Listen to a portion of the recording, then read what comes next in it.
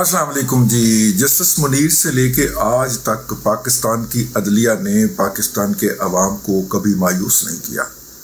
हमेशा तारीख के अहम मौके के ऊपर उन्होंने नया बहरान कायम किया और नए बहरान के अंदर लेके गए। आइन को रीराइट किया, खुद नहीं कर सके तो इरशाद हसन खान जैसे मतलब मैं क्या कहूँ बदबूदार लोगों के ज़रिए एक आमिर को जनरल परवेज़ मुशर्रफ को आइन रीराइट करने का हक दे दिया।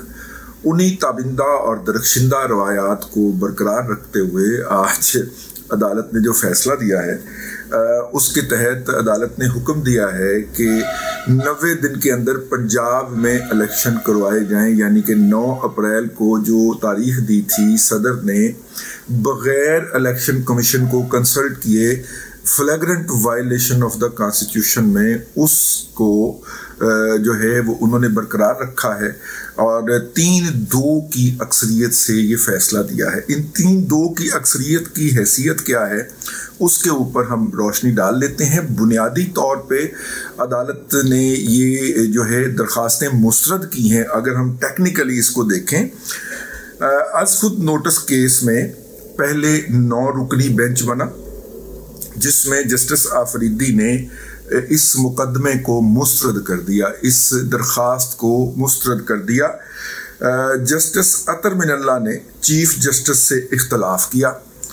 एजाजुल अहसन और मुज़ाहिर नकवी फैसला दिए बगैर बेंच से अलग हुए, ये बात नोट की जाए। बाकी रह गए 5 चूहे घर से निकले करने चले शिकार। वो नहीं कह रहा मैं, वो नहीं कह रहा, कतल नहीं कह रहा, कतल ना समझा जाए वो। बाकी रह गए 5, इनमें से 2 ने दरख्वास्तें मुस्तरद कर दी, 3 ने मंजूर कर ली और यूं मजमूई तौर पर दरख्वास्तें 3-4 की अक्सरियत के साथ मुस्तरद हो चुकी हैं। ये पनामा केस का हवाला दिया है और आपको पता है कि इस तरह की बात जो है वो कौन लिख सकता है इस दुनिया में। सहाफ़ी असर जनाब सईद चौधरी साहब ने फौरी तौर पे ये ट्वीट मारा है और मैं वो ट्वीट उठा के आपकी खिदमत में हाज़िर हो गया हूँ। तो यूँ अक्सरीती तौर पे ये दरख्वास्तें मुस्तरद हुई हैं और अक़लीती फ़ैसला है ये, जिसको अब PTI साकब निसार और उसके जितने भी हवारी हैं वो जो है इसको बजाएंगे गाएंगे कि जनाब अक्सरीती इस फैसले के ऊपर अमल दरामद किया जाए। ये एक नया बहरान पैदा हो गया है क्योंकि अदलिया सबऑर्डिनेट जुडिशरी और जो है वो अल्लाह आपका भला कर अदलिया और फौज जो है वो अफरादे कार फराहम करने से इनकार कर चुकी हैं तहरीरी तौर पर। अब इसकी 2 सूरतें हो सकती हैं कि इलेक्शन कमीशन ऑफ पाकिस्तान जो है वो ये कहे कि जनाब इन दोनों के इनकार के बाद, क्योंकि इलेक्शन जो हैं मैंने करवाने होते हैं तो मुझे अफरादे कार अफरादी कुव्वत जो है वो ये लोग फराहम करते हैं, तो ये चूँकि अफरादी कुव्वत फराहम करने से इनकारी हैं लिहाजा मैं इंतखाब करवाने से मजबूर हूँ।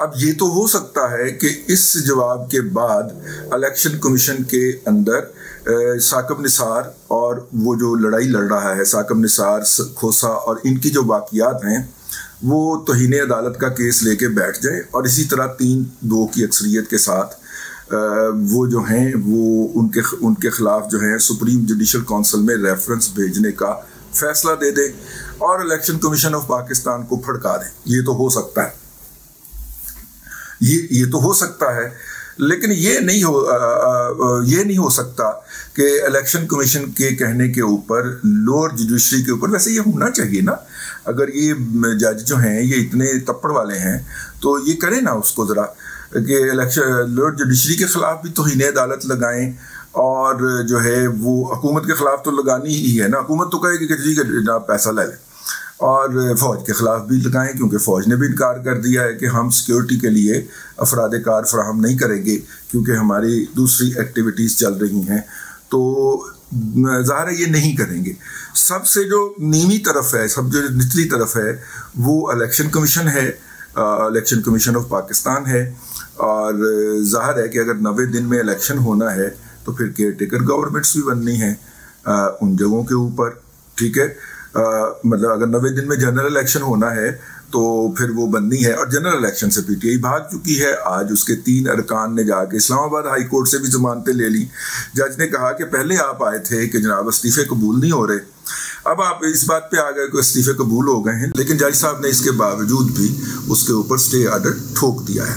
तो खैर, कहने का मतलब ये है कि इस वक्त जो है वो एक शदीद बहरान है, जिसके अंदर हस्बे साबक हस्बे रवायत अपनी तबिंदा और दरख्शिंदा रवायात के ऐन मुताबिक जो है वो फराहम कर दिया है, मुब्तला कर दिया है। पाकिस्तान की अदलिया ने अपने छोटे छोटे इकनॉमिक गेन के लिए, अपने छोटे छोटे 4-4 कनाल के 10-10 करोड़ के घरों के लिए और अपने छोटे छोटे इख्तियारात के लिए कि मैं तुम्हें सुप्रीम कोर्ट में लेके आया था, अब तुम मेरे कहने के ऊपर फैसले करोगे, साकिब निसार साहब जो हैं ये कहते हुए पाए गए हैं।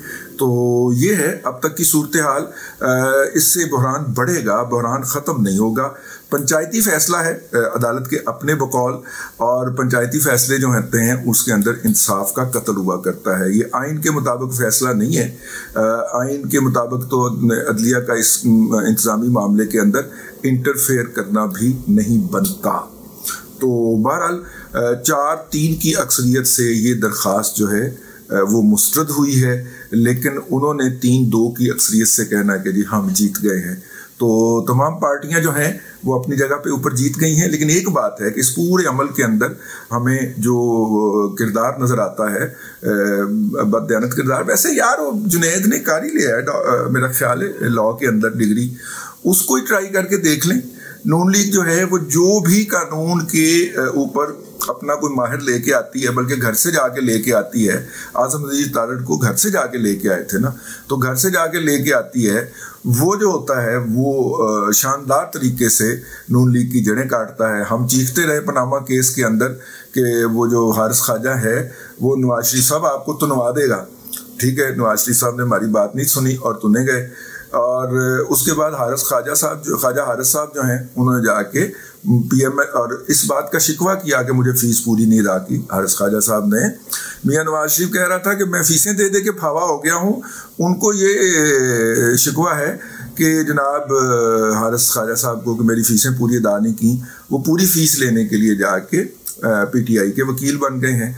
तो मुझे लगता है कि अगला जब तौहीन अदालत का मुकदमा फाइल होगा उसमें अल्लाह ना करे लेकिन उसमें आज़म अजीज तारड़ साहब पीटीआई के वकील होंगे, क्योंकि जिस तरह उन्होंने अपनी वकालत बचाई है, मैं उस वक्त भी कह रहा था कि ये वकालत बचा रहा है ख्वाजा हारिस, ये मुकदमा नहीं लड़ रहा। आज़म अजीज तारड़ अब अपना मिनिस्टर बन के अपनी वकालत बचा रहा है और अपने करप्ट साथी जजों को बचा रहा है। ये शख्स जो है मतलब कि ठीक है, उनकी बड़ी मोहब्बत है, हमारा भी बहुत उनसे एहतराम है, लेकिन आज़म अजीज तारड़ साहब जो हैं वो अपनी वकालत बचा रहे हैं, वो अपने मुवक्किल को ठुकवा रहे हैं। और मुवक्किल उनका है वो हुकूमत पाकिस्तान है, वो वफाकी कबीना में बैठते हैं और वफाकी कबीना के मिनिस्टर हैं।